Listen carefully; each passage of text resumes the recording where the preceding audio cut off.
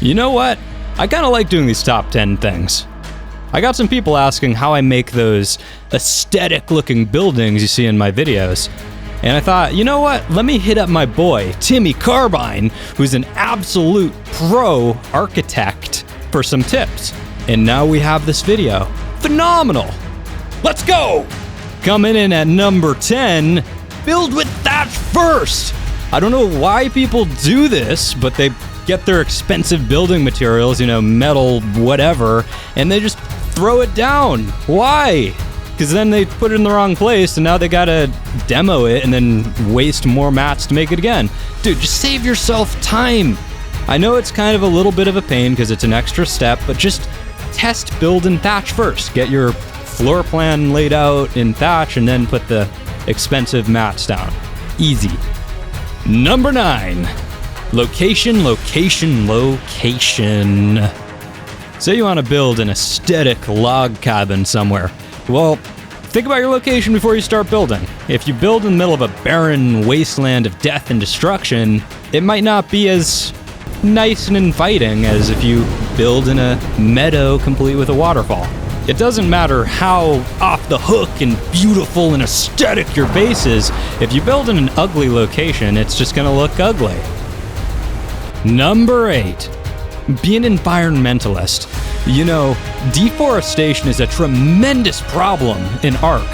For whatever reason, when people go to build their base, they feel the need to clear out 100 square miles of the terrain to facilitate this little box. This is so unaesthetic. Build around the trees. Leave them there. Leave the trees alone. It'll look much better, and it's going to be so much more, I guess, green, right? Yeah. Okay, let's go to the next one. Number 7! Build with the terrain, not over it. Finding a perfectly flat place to build an ARK is really hard. There's not a whole lot of flat places to build. So oftentimes, people have to compensate with pillars. And what do? They build a box! Always with the boxes. Stop! Stop making boxes! We have great tools. We have phenomenal tools. What you can do is you can use these tools and you can build with the terrain. Looks so much more aesthetic.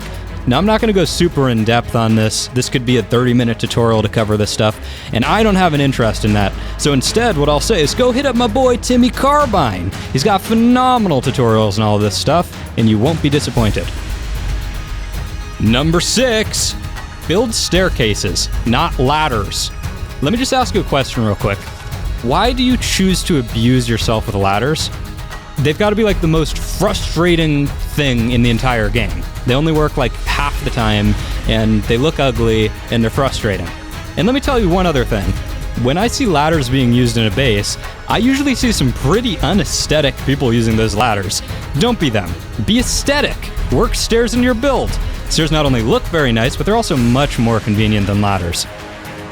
Number 5, build rooms, not a box.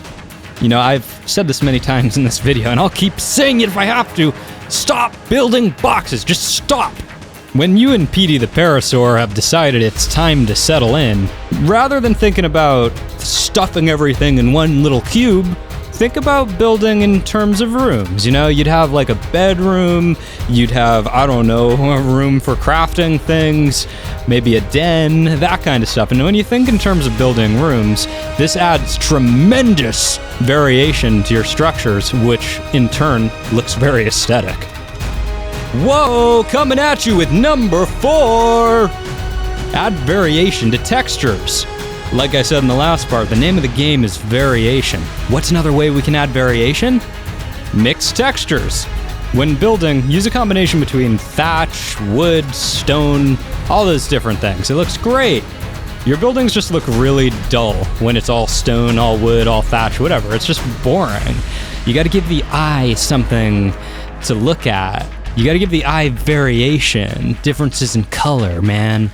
That's what's gonna make it really artistically pleasing. Number 3, don't let the NUBS show. Nub. Pillars. Is there anything more frustrating than pillars? I'll answer that question for you. Of course not. Pillars are the most frustrating thing in this entire game. So let's talk about a little known trick here. You're doing it wrong. If your pillars are sticking up through your ceilings, you're doing it wrong. There's a specific order of operations you need to follow because pillars are just so finicky. Most people put down their ceilings first, followed by the pillars. And what happens is you get this disgusting looking thing that happens where the pillar just sticks up through the ceiling. So instead, what you want to do is you want to place the pillars down first, followed by the ceiling. This makes the ceiling just pleasantly sit right on top of the pillar how you would expect. Absolutely fantastic. Number 2, add variation to your ceiling heights and roof design. Having a flat roof capped off with the standard ceilings is boring and ugly. Variation is the name of the game, so we want to use variation here too, of course. So this means altering the height of your ceiling. Maybe the front is lower, the back is higher. Using different sorts of methods to cap it off, using the sloped roof, standard caps, and you can even do crazy things like you see here. I don't even know how to do that. Go check out TimmyCarbine's video. He talks about it. I don't know. I'm not making a video on that. That'll take forever.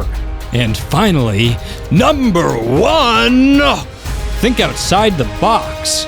Just because a part is named window or door frame doesn't mean it's actually a window or a door frame. Wow, mind-blowing, right? Seriously though, you can use things like pillars, sloped roofs, and door frames for uses other than what is intended. This is the kind of stuff that takes a build from like, hey, that's pretty cool, to like, what? Is that even in the game? Here's a few ideas for you. Use pillars to give extra shape to the corners of your builds. Use door frames as extended windows. Use sloped roofs as a staircase. Play around with this, see what you can come up with. If you want more information on this, go hit up TimmyCarbine. Well, that's about all I got for you today. And hey, if you're new here, why don't you go ahead and take a look around the channel? I have no doubt in my mind that if you look around, you too will become a loyal citizen of the shaft. And let me run a couple things by you real quick. Why don't you take a look at the bottom of that description and join our public Discord. It's cool, it's chill, we all hang out and talk and stuff, yeah! Also, there's a link to our public Scorched Earth server, and you can join right now. Come join us, come play with us. That'll be cool too, right? Yeah! And finally, whether you're new here, or if you've been here for a while, especially if you've been here for a while, and you get a kick out of the content we make, you get a kick out of the community things we do, why not become a patron today? Click that link, check out the perks. Pretty cool stuff. Why not throw $1? Why not throw $25? Why not throw $1,000? Anything helps, and it all goes towards a better experience for you. Until next time.